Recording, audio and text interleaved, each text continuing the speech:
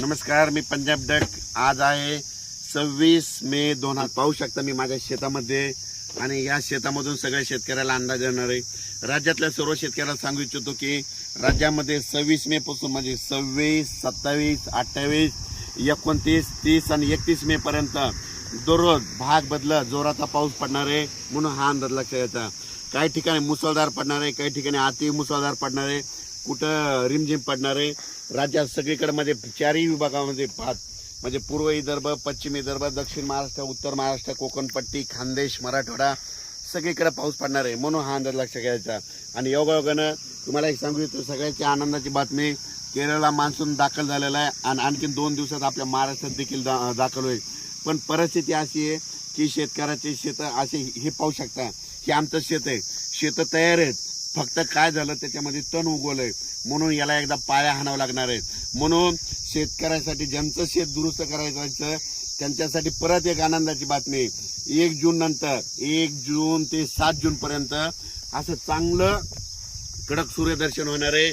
1 जून ते 7 दरम्यान पाऊस काय येणार नाही, मोठा काही चिंता करायची गरज नाही।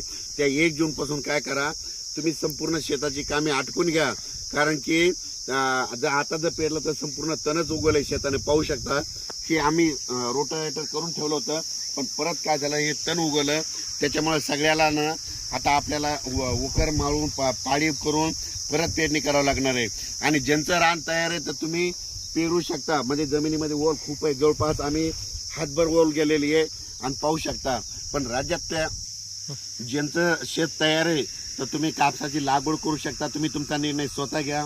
पेरायचं असेल तर पेरा, जमिनीतली ओल तपासा, तुम्ही तुमचं पेरू शकता।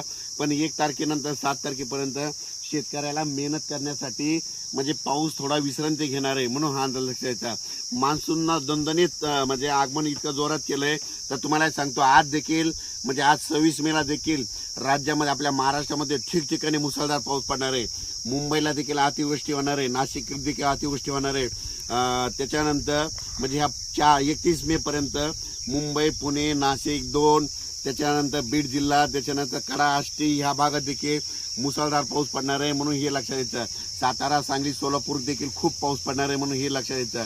म्हणजे सांगायचं झालं तर जिल्ह्याच्या सगळ्याच भागामध्ये प्रत्येक नदीला, वड्याला पाणी येईल, असा गुडघ्या इतकं पाणी येईल असा राज्यात पाऊस पडणार आहे, म्हणून हा अंदाज लक्षात यायचा। तर आज हे जरी ऊन पडलेलं असलं तरी तुम्ही बघा, दुपारी 2:30-3च्या नंतर राज्यामध्ये परत पावसाला सुरुवात होणार आहे, पण हा पाऊस पुन्हा रात्रभर आजूबाजूला पडतच राहणार आहे, म्हणून हा अंदाज लक्षात येतात। पण राज्यातल्या सर्व शेतकऱ्याला सांगू इच्छितो, ज्यांचं शेत दुरुस्त करायचे राहिलेत, ज्यांचा भुईमुग काढायचा राहिला असं, बऱ्याच शेतकऱ्याचे मी काल अकोटकडे गेलो होतो, जळगावकडे गेलो होतो, तर ते म्हणले हे पाऊस कधी उघडणार, तर त्यांनी विचारलं मी विचारलं कशामुळे, तर ते म्हणले आमचा भुईमुग जवळजवळ 50-50 एकर 20-20 एकर भुईमुग आमच्या जमिनीमध्ये राहिलेला आहे। त्यांना म्हटलं तुम्ही काय करा, 1 तारखेच्या नंतर ऊन पडणार आहे, तितक्यामध्ये तुम्ही काढून घ्या। त्याच्यानंतर मूग देखील उन्हाळी लोकांना केलेलं तसेच राहिले, तुम्ही काय करा 1 तारखेच्या नंतर काढून घ्या। आणि होईल तर सगळ्यांनी काय करायचं, पेरणीचा निर्णय स्वतःच घ्यावा, म्हणजे आपल्या जमिनीचे ओल तपासावी आणि निर्णय करून घ्या। पण राज्यात मात्र आज 26 मे पासून तर 30 मे पर्यंत दररोज भाग बदलत जोराचा पाऊस पडणार आहे। पूर्व विदर्भात जोराचा, पश्चिम विदर्भात जोराचा, मराठवाड्यात देखील जोराचा, पश्चिम महाराष्ट्रात देखील जोराचा, म्हणजे उत्तर महाराष्ट्रात देखील जोराचा। फक्त जास्त मात्र आपलं पुणे, नाशिक, मुंबई इकडं मात्र अतिवृष्टी होणार आहे, म्हणून हे अंदाज लक्षात यायचा। काही नद्याला पूर देखील येणार आहे, म्हणून हे देखील ह्या 4 दिवसाला सगळ्यांना अंदाज यायचा। जोपर्यंत शेतकऱ्याची पेरणी होत नाही, दररोजच एक अंदाज, दररोज एक म्हणजे प्रत्येक